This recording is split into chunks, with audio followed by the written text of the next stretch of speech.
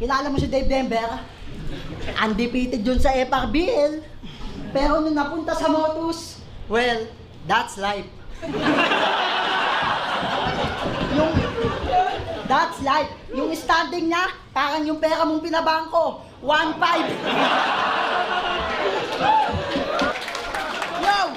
Sa isang laban niya, winner play niya yung holy. Alam niyo kung saan? Huling-huli.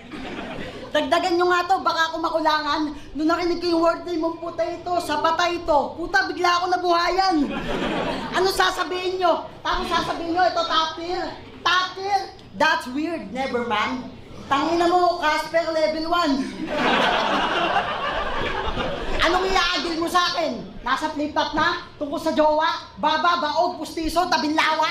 Inunahan na kita bago mo ako sabihan ng mga linyang panira. Tandaan mo sa oras na tumigil ang orasan, malalaman ko rin anong oras na sira. Angas mo. Kita mo? Kahit kinikengkoy lang kita, may napulot kang kaalaman.